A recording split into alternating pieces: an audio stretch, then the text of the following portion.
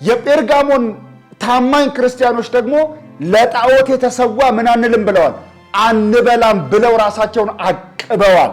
ኢየሱስ ደግሞ ለኔ ስትሉ፣ ለስሜ ስትሉ፣ እኔን ለማምለክ ስትሉ ከጣዖት ራሳችሁን የጠበቃችሁት ለናንተ እና ራሱን ለሚጠብቅ ለዚህ ከተሰወረ መና ሰጠዋለሁ። ከሰማያት የወረደ አንድ ጊዜ ተበልቶ ለዘላለም የማንራብበትና ለዘላለም የማንጠማበት የህይወት ምግብና የህይወት መጠጥ ማን ነው? ራሱ ኢየሱስ ክርስቶስ ነው። ዛሬም ለዚህ ድል ነሽነት ተጋድሎ እንድንጋደል፣ ለዚህ ድል ነሽነት አክሊል እንድንበቃ ጌታ ይርዳል። ያ የሚሰጠን እኮ የገዛ ማንነቱ ነው። ዳግመኛ ተወልደናል። አሁን በውስጣችን ውስጥ የሚሰማን ምን አይነት ረፍትና ደስታ ነው! ይሄንን ማን ሊያውቀው ይችላል? በኢየሱስ እርፍ ማለታችንን፣ በእሱ መደላደላችንን፣ በእርሱ ውስጣችን ሁሉ እርግት ማለቱን ማን ሊረዳው ይችላል? ይሁን እንጂ ግን ጌታ ኢየሱስ ለድል ነሽ ያለው ተስፋ ገና ነው። በዚያ በታላቁ ግብዣ ወደ ሕያው እግዚአብሔር ከተማ ወደ ተባለላት በዚያ ፀሐይ ወደማይወጣባት ጨለማ ወደማያውቃት ግን ራሱ በጉ መብራት ሆኖ ወደሚያበራባት እግዚአብሔርና በጉ ራሱ መቅደስ ወደ ሆኑላት ርኩሰትና ክፋት ወደማይገባባት በዓይን ያልታየች በጆሮ ያልተሰማች እግዚአብሔር ለሚወዱት ወዳዘጋጃት ወደዛች ክብርት ሀገራችንን እንሄዳለን ገና።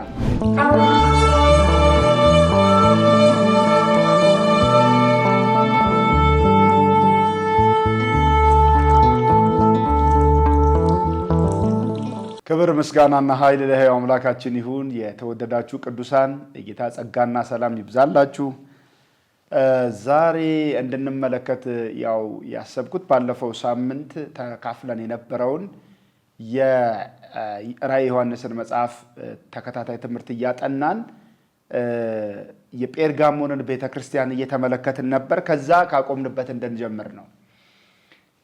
እንግዲህ ጌታም ለጴርጋሞኑ ቤተክርስቲያን መሪ ወይም ለጴርጋሞኑ ቤተክርስቲያን መሪና በዛች ቤተክርስቲያን ውስጥ ላሉት እንደገናም ደግሞ መንፈስ ለአብያተ ክርስቲያናት የሚለውን ጆሮ ያለው ይስማ ተብሎ እንደተጻፈው ለኛም ጭምር እስከ ጌታ መነጠቅ ድረስ ለምትኖረው ክብርት ቤተክርስቲያን በየዘመናቱ ሁሉ ለምትኖረው ጌታ የሰጠውን ምክርና ተግሳጽ ነው እያየን ያለነው።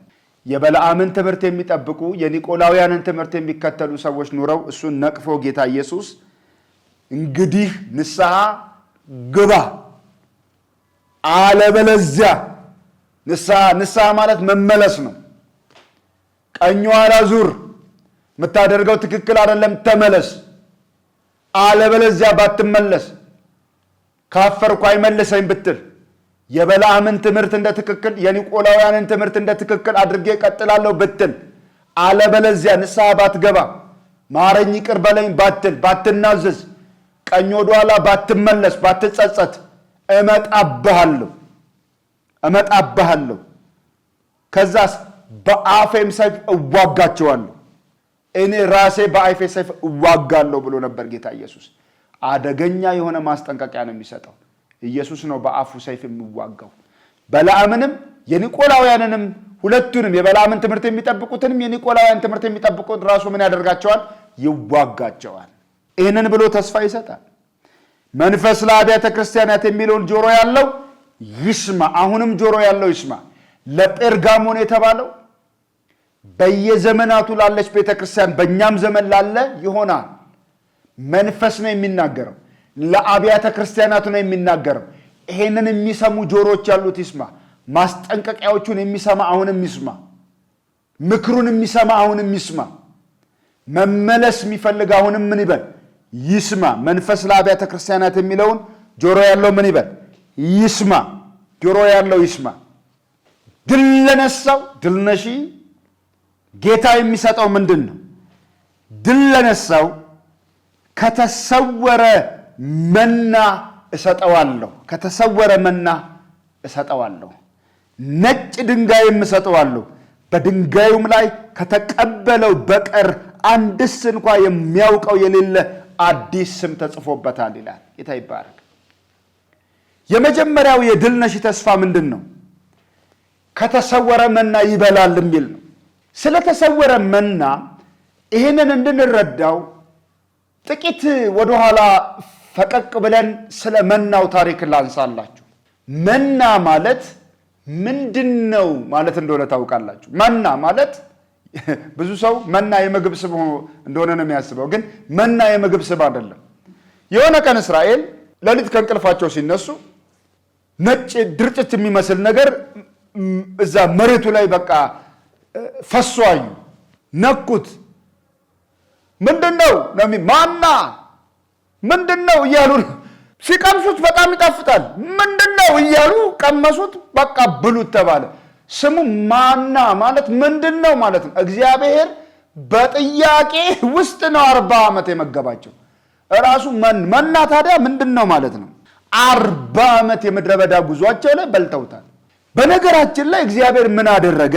በዘጸአት መጽሐፍ ላይ አንድ ታሪክ ላስታውሳችሁ። በዘጸአት መጽሐፍ ምዕራፍ 16 ቁጥር 33 እና ቁጥር 34 ላይ አንድ ነገር አደረገ እግዚአብሔር። ምን? ሙሴም አሮንን አንድ ማድጋ ወስደህ ጎሞር ሙሉ መና አግባበት፣ ለልጅ ልጆቻችሁም ይጠበቅ ዘንድ በእግዚአብሔር ፊት አኑረው። እግዚአብሔርም ሙሴን እንዳዘዘው እንዲሁ ይጠበቅ ዘንድ አሮን በምስክሩ ፊት አኖረው። የእስራኤልም ልጆች ወደሚኖሩበት ምድር እስኪመጡ ድረስ 40 ዓመት መና በሉ። ወደ ከነዓንም ምድር ድንበር እስኪገቡ ድረስ መና በሉ። ጎሞርም የኢፍ መስፈሪያ 10ኛ ክፍል ነው ይለናል። ስሙ መና የተባለው ማና ምንድን ነው ተብሎ የሚጠራው ያ እግዚአብሔር ከሰማይ እየመገባቸው የነበረው ያ በረከት ያ መና እግዚአብሔር እንዳያል ይሄ ሕዝብ በልቶ ካጅ ነው አላየውም ነው የሚለው። ተደርጎለት እንደተደረገለት አያስብም። አሁን ዝም ብለን የእስራኤልን ታሪክ መጽሐፍ እኮ ብናነበው ምንድን ነው ከዚህ ውጭ ሌላ ምግብ የለውም እንደ ይሉታል እግዚአብሔር። እንደ ስጋ ማረን ምናምን ስጋ እንደማይሰጣቸው ነው የሚቆጥሩት። ስለዚህ ምን አደረገ እግዚአብሔር? መታሰቢያ ይሁን አንድ የኢፍ መስፈሪያ ዱቄት ውሰድ በማድጋ አድርገህ ምስክሩ ማለት ታቦቱ ውስጥ አለ። በታቦቱ ውስጥ እንደምታውቁት ታቦት ማለት ሳጥን ነው። በሳጥን ውስጥ 3 ነገሮች ይቀመጣሉ። የምስክሩ ጽላት ይቀመጣል። ጽላቱ ማለት የ10ቱ ትእዛዛት የተጻፉበት የአሮን በትር አለ እዛ ታቦቱ ውስጥ። ሌላው ደግሞ መናው አለ። ይሄ በኢፍ መስፈሪያ ዱቄት ሆኖ እዛ ውስጥ ተቀምጧል። ይሄ ነው እንግዲህ መና በእስራኤል ልጆች ታሪክ ውስጥ ወደ ከነዓን እስከሚገቡ ድረስ አለ። በነገራችን ላይ መና ህዝቡ ለቀን የሚለቅመው ለቀን የሚበቃውን ብቻ ነው። ብዙም ቢለቅም አይተርፈውም፣ ጥቂት ቢለቅምም አይጎልበትም። በቃ የሚመግበው እግዚአብሔር ስለሆነ አንድ ቀን እነሱ ተነስተው በቃ ሲያግበሰብሱ ተልቶ ነው ያደረባቸው። ስለዚህ የሚበቃቸውን ያህል ነው በቀን የሚለቅሙ። ጥቂት ቢለቅሙም አያንሳቸውም፣ ብዙ ቢለቅሙም አይተርፋቸውም። ለዕለት ነው እግዚአብሔር የሚሰጣቸው።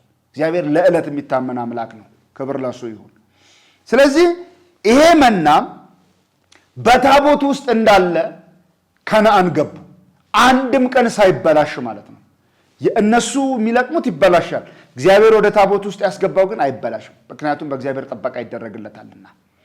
አሁን እየሄዱ እንግዲህ ነገስታት በነገስታቶቻቸው ላይ የተፈራረቁ ያ የእስራኤል ታቦት በ586 በባቢሎን ንጉሥ በናቡከደነጾር ዘመነ መንግስት በባቢሎናውያን ጦረኞች ታቦቱ ተማረከ። ወዴት እንደገባ አይታወቅም፣ ጠፍቷል ታቦቱ። በእስራኤል ታሪክ ውስጥ እንዲህ የሚል ታሪክ ተፈጥሯል። ኤርምያስ ያንን መና በ586 መጥተው ቤተ መቅደሱን አፈራርሰው ታቦቱን ማርከው ሲሄዱ ወደ ባቢሎን ተማርኮ ሲሄድ መናውን አውጥቶ ቆፍሮ ቀብሮታል። እግዚአብሔር አንድ ቀን ኤርምያስ የደበቀውን መና አውጥቶ ለሚወዳቸው ያበላቸዋል የሚል ተስፋ በእስራኤላውያን ዘንድ አለ። ኤርምያስ ከታቦት ውስጥ መናውን አውጥቶ ይደብቀው ወይም አይደብቀው ምንም የሚታወቅ የተጻፈም ታሪክ የለም። ግን አንድ ቀን በማይታወቅ ስፍራ ተቀብሮ የተደበቀ ወይም ወደ ሰማይ ያረገ ወይም ያ በታቦት ውስጥ የነበረው መና አንድ ቀን እግዚአብሔር እሱን ይመግበናል ብለው የሚያምኑ አይሁዳውያን አሉ። ኤርምያስ የደበቀውን አውጥቶ ያበላናል የሚሉት መሲሁን ነው። ልብ በሉ፣ መሲሁ አውጥቶ ያበላናል፣ መሲሁ ከዛ ከተደበቀው መና ይሰጠናል ነው የሚሉት። አሁን ጌታ ኢየሱስ ደግሞ ምን ብሎ ይናገራል? ለነዚህ ለጴርጋሞን ቤተክርስቲያን ድል ለነሳው ከተሰወረ መና ምን አደርገዋለሁ? አያችሁ፣ የተሰወረ ይለዋል። የተሰወረ መና አለ፣ ከዛ እሰጠዋለሁ ነው። ምን እንዲሆን? እንዲበላ እሰጠዋለሁ። በጴርጋሞን ውስጥ የሚኖሩ ክርስቲያኖች ለጣዖት የታረደውን እንዲበሉ የሚገደዱ እንደሆኑ ቀደም ብለን ተመልክተናል። በጴርጋሞን ውስጥ ከልኳንዳ ቤት ስጋ ገዝቶ መብላት የማይታሰብ ብርቅ ነው። ምክንያቱም ለዜዎስ ለሆኑ አማልክት የታረደውን ነው አምጥተው በየልኳንዳ ቤቱ የሚሰቅሉትና ሰዎች ከዛ የሚገዙና የሚበሉት። የጴርጋሞን ታማኝ ክርስቲያኖች ደግሞ ለጣዖት የተሰዋ ምን አንልም ብለዋል፣ አንበላም ብለው ራሳቸውን አቅበዋል። አድርጉ፣ ራሳቸውን ገተው ይዘዋል። ኢየሱስ ደግሞ ለኔ ስትሉ፣ ለስሜ ስትሉ፣ እኔን ለማምለክ ስትሉ ከጣዖት ራሳችሁን የጠበቃችሁት ለናንተ እና ራሱን ለሚጠብቅ ለዚህ ከተሰወረ መና ሰጠዋለሁ። በመጀመሪያ ደረጃ መና ማን ነው? መናው ራሱ ኢየሱስ ክርስቶስ ነው። እንደምታውቁት ከሰማያት የወረደ አንድ ጊዜ ተበልቶ ለዘላለም የማንራብበትና አንድ ጊዜ ከጠጣ ነው ለዘላለም የማንጠማበት የህይወት ምግብና የህይወት መጠጥ ማን ነው? ራሱ ኢየሱስ ክርስቶስ ነው። ራሱ ኢየሱስ ነው። ስለዚህ ይኸውላችሁ እሱን አንድ ጊዜ የበላ ይራብ፣ የዳነው አንድ ጊዜ በልቶታል።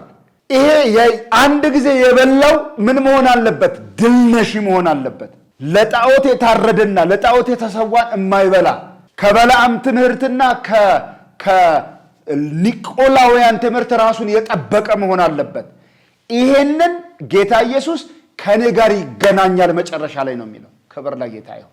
አዎ የሁላችንም ተስፋ ጌታ ኢየሱስን መገናኘት ነው። ያንን ጌታ ተስፋ የምታደርግ ነፍስ፣ ያንን ጌታ የምትወድስ ነፍስ፣ ያንን ጌታ ከፍ ከፍ የምታደርግ ነፍስ፣ ክብር ለጌታ ይሁን። በመጨረሻው ድል ነሺው ከሚያገኘው ከዛ ከአንድ ጊዜ ከተበላ ከማንሞትበትና ከማንራብበት፣ አንድ ጊዜ ከተጠጣ ከማንሞትበትና ከማንጠማበት ከዛ ከህይወት መጠጥና ከህይወት ምግብ ከሆነው ከኢየሱስ ጋር ለዘላለም መገናኘት አለው። ግንኙነት ነው፣ ህብረት ነው። ከኔ ጋር ይሆናል ነው የሚለው። ምክንያቱም ኢየሱስ የዮሐንስ ወንጌል ምዕራፍ 6 ላይ እሱ ራሱ መና ስለመሆኑ ተናግሯልና። ሁለተኛው የተሰጠው ተስፋ ምንድነው? ነጭ ድንጋይ ይሰጠዋለሁ ነው። ነጭ ድንጋይ ይሰጠዋለሁ፣ በድንጋዩም ላይ ከተቀበለው በቀር አንድስም እንኳ ከተቀበለው በቀር አንድስ እንኳ የሚያውቀው የሌለ አዲስ ስም ተጽፎበታል ይላል። አዲስ ስም የተጻፈበት ነጭ ድንጋይ። ኤስ ምንድን ነው? በነገራችን ላይ ድንጋይ፣ ነጭ ድንጋይ አሁንም በታሪክ ውስጥ ምን እንደሆነ እንድናውቅ ፈልጋለሁ። ምክንያቱም ኢየሱስ ከሚያውቁት ነገር ተነስቶ ነው ተስፋ የሚሰጣቸው። ነጭ ድንጋይ በጥንት ዘመን በፍርድ ቤት የተከሰሰ ወንጀለኛ ነህ ተብሎ የተጠረጠረ ማለት ነው። የተጠረጠረ ወንጀለኛ ፍርድ ቤት ቀርቦ ዳኞች ጉዳዩን መርምረው ምስክሮች ሰምተው የተከሰሰበትን ፋይል አገላብጠው ከፍርድ ነፃ መሆኑን ሲያውቁ ነፃ ነህ ለማለት ከፍርድ ቤት ከችሎቱ ከወንበሩ ምን ይሰጡታል? ነጭ ድንጋይ ይሰጡታል። ምን ማለት ነው? ነጭ ድንጋይ ያለው ሰው በፍርድ ቤት ጉዳዩ ተመርምሮ ምንም አይነት ወንጀል የሌለብህ፣ መታሰር የሌለብህ፣ መገደል የሌለብህ፣ መሰቃየት የሌለብህ ንጹሕ ሰው ነህ ለማለት ማረጋገጫ አድርገው ይሰጣሉ ነጭ ድንጋይ። ወንጀለኛ መሆኑ ከታወቀ ጥቁር ድንጋይ ይሰጡታል። ስለዚህ አንዱ በጥንት ዘመን ከፍርድ ቤት ነፃ ተብሎ የወጣ ሰው ማረጋገጫ ነጭ ድንጋይ በእጁ መያዙ ነው። በሌላ ሁኔታ አንድ ሰው አንድ የተከበረ ወይ ባላባት ሊሆን ይችላል ወይም ገዢ ሊሆን ይችላል። ወደ ቤቱ የጋበዘውን ሰው ወደ ቤቴ ለግብዣ ና ለማለት የግብዣ ጥሪ በነጭ ድንጋይ ነው የሚያደርግለት። በእኛ ዘመን ለምሳሌ ወደ ሰርግ፣ ወደ ተለያዩ ስብሰባዎች እንደዚህ አይነት የከበሩ ግብዣዎች ስንጠራ ምንድነው የሚሰጠን? ወረቀቶች ይሰጡናል አይደለም እንዴ? ወረቀት ዘን እንሄዳለን። ምን ይላል ወረቀቱ ላይ? እንደውም አሁን ወረቀቱ ከጆ ምንድነው የመጥሪያ ካርዱ ከጆ እንዳይለየው ምናምን አይደል? እንደዛ የሚላለው ያቺን አሳይተን በር ላይ በረኛው ምንድነው የት ነህ ብሎ ሲጠይቀን አይ ተጠርቼ ነው ብለን እንገባለን። ልክ በጥንት ዘመን ደግሞ ግብዣ በሚኖርበት ባላባት፣ ጌቶች፣ የሀገር መንግስታት እንደዚህ ትልልቅ የተከበሩ ሰዎች የሚገኙበት ግብዣ ላይ ከተጋበዘ አንድ ሰው በእጁ ነጭ ድንጋይ ይሰጠዋል። የታላቅ ግብዣ ምልክት ነው ነጩ ድንጋይ። እዚህ ድንጋይ ላይ የታላቅነት የመጠራት የመሳተፍ መብት ያለው ሰው እንደሆነ ተመልክተናል። ነጭ ድንጋይ እዚህ ጋር ምን ይሆናል? ጠሪው ድንጋዩ ላይ ስም ይጽፍበታል፣ አዲስ ስም ይጽፍበታል። ያንን ሌላ ሰው አያውቅም፣ አመሳስሎ ሊሰራው አይችልም። ግልጽ ነው። ተቀባዩና ሰጪው ብቻ ናቸው ስሙን የሚያውቁት ማለት ነው። ተቀባዩና ሰጪው ብቻ፣ ሌሎች ሰዎች አያውቁትም ያንን ስም። ስለዚህ በቀላሉ ሰጪውና ተቀባዩ የሚግባቡበት ነው። በፍርድ ቤትም ቢሆን እንደዛው ማለት ነው። ነፃ ስለመሆኑ ማረጋገጫ ይሰጠዋል። የጻፉት ዳኞቹና የተቀበለው ሰውዬ ነው የሚያውቀው ማለት ነው ስሙን። ልብ በሉ ኢየሱስ ምን እንደሚል። ድል ለነሳው አለ ኢየሱስ፣ ድል ለነሳው ከሐሰተኛ ትምህርት ለተጠበቀው እንደ በለዓም ትምህርት ላለ ለጣዖት የታረደና እንዲሴስን ከሚያስተምረው ከዛ ከተረገመ ትምህርት ራሱን ለሚጠብቅ በሕዝብ ላይ መሰልጠንና ሕዝብን መውረር ተብሎ ከተነገረው እና የበላይ እንደራሴ ለመሆን ከሚቋምጥበት ከዛ ከኒቆላውያን ትምህርት ራሱን ለጠበቀው ለዚያ ድል ነሺ ኢየሱስ የሚሰጠው ነጭ ድንጋይ ነው። ይሄ ነጭ ድንጋይ ምንድን ነው? ከዘለዓለም ፍርድ ነፃ መሆን። ድኗል ይሄ ሰው። ከዘለዓለም ፍርድ ነፃ መሆን ወደ ታላቁ ወደዛ ወደ ራቱ ግብዣ፣ ክብር ለጌታ ይሁን። ወደ ታላቁ ግብዣ እግዚአብሔር ለማን ያዘጋጀው? ለልጁ ለኢየሱስ ወደ አዘጋጀው ወደዛ ወደ ታላቅ ግብዣ እንገባለን አይደለም? አዎ ወደ ታላቁ ግብዣ እንገባለን። ነጩን ልብስ ተጎናጽፈን ቤተ ክርስቲያን ለሙሽራዋ የተዘጋጀች ሆና ስትታያን ጊዜ በዚያ የታላቅ ግብዣ ላይ እንድንገባ ነጭ ድንጋይ ይሰጠናል ከጌታ። ክብር ለጌታ ይሁን። ይሄንን ሰጪው ኢየሱስና ተቀባዩ ብቻ የሚያውቀው ነው። አዲስ ስም እሰጠዋለሁ። እግዚአብሔር የተባረከ ይሁን። ስለዚህ ወገኖቼ ሆይ ዛሬም ለዚህ ድል ነሺነት ተጋድሎ እንድንጋደል፣ ለዚህ ድል ነሺነት አክሊል እንድንበቃ ጌታ ይርዳል። ለዚህ ድል ነሺነት አዎ ኢየሱስ ነጭ ድንጋይ ይሰጠናል። ያ የሚሰጠን እኮ የገዛ ማንነቱ ነው። ዳግመኛ ተወልደናል። አሁን በውስጣችን ውስጥ የሚሰማን ምን አይነት ረፍትና ደስታ ነው! ይሄንን ማን ሊያውቀው ይችላል? በኢየሱስ እርፍ ማለታችንን፣ በእሱ መደላደላችንን፣ በእርሱ ውስጣችን ሁሉ እርግት ማለቱን ማን ሊረዳው ይችላል? ይሁን እንጂ ግን ጌታ ኢየሱስ ለድል ነሺ ያለው ተስፋ ገና ነው። በዚያ በታላቁ ግብዣ ወደ ሕያው እግዚአብሔር ከተማ ወደ ተባለላት በዚያ ፀሐይ ወደማይወጣባት ጨለማ ወደማያውቃት ግን ራሱ በጉ መብራት ሆኖ ወደሚያበራባት እግዚአብሔርና በጉ ራሱ መቅደስ ወደ ሆኑላት ርኩሰትና ክፋት ወደማይገባባት በዓይን ያልታየች በጆሮ ያልተሰማች እግዚአብሔር ለሚወዱት ወዳዘጋጃት ወደዛች ወደ ክብርት እግዚአብሔር ለወዳጆች ለኛ ወዳዘጋጃት ወደዛች ክብርት ሀገራችንን እንሄዳለን። ገና በዚያ ሁል ጊዜ ከጌታ ጋር እንሆናለን።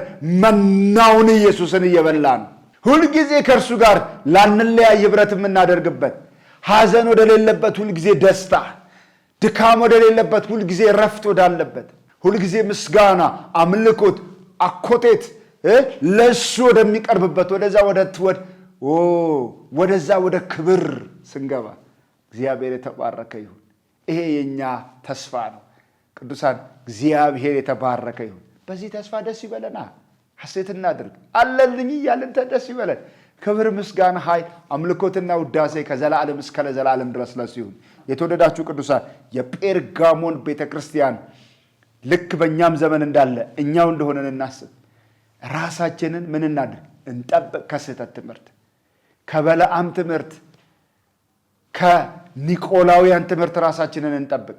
ልብ አድርጉ፣ ድል ነሽነት በግል ነው። በደቦ የሚመጣ ነገር የለም። እንደምታውቁት ይሄ በደቦ እንደዛ የለም፣ በግል ነው። እያንዳንዳችን በግል ራሳችንን እንጠብቅ። ከውርደት ዕቃ በግል ራሳችንን እንጠብቅ።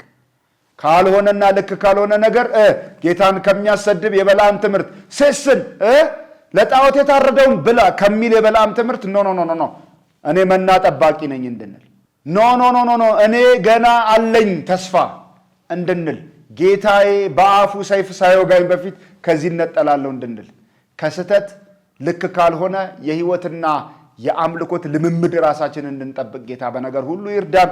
በሚቀጥለው ጊዜ ስንገናኝ የቲያጥሮንን ቤተክርስቲያን እንደገና እንመለስበታለን። ጸጋ በክርስቶስ ኢየሱስ ይብዛላችሁ። ልብ አድርጉ፣ የጴርጋሞን ቤተክርስቲያን ድብልቅነት ነው።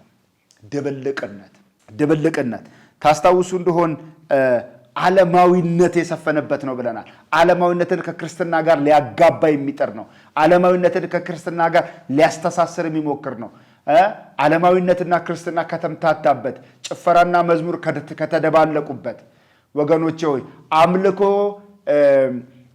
ከተደበላለቀበት፣ ከዚያ ልክ ካልሆነ የህይወት ምልልስ እግዚአብሔር ይጠብቃል። እንዲህ ካለው ነገር መነጠል ነው ያለበት። ልክ በቆሮንቶስ ውስጥ እንደሆነው እንዳንሆን ወገኖቼ ሆይ በጴርጋሞን እንዳለው እንዳንሆን፣ ድል ነሽ እንድንሆን ጌታ በነገር ሁሉ ጸጋውን ያብዛልን። ጸጋ በክርስቶስ ኢየሱስ ይብዛላችሁ ወገኖቼ። ይሄንን ለሌሎች ሼር ማድረግ አትርሱ። ሌሎች ወንድሞች እህቶች ሰብስክራይብ እንዲያደርጉት ለወገኖች ሁሉ ማዳረስ አትርሱ። ጸጋ በክርስቶስ ኢየሱስ ይብዛላችሁ። በሚቀጥለው ጊዜ እንገናኛለን። ተባረኩ። መልካም ቀን ይሁንላችሁ።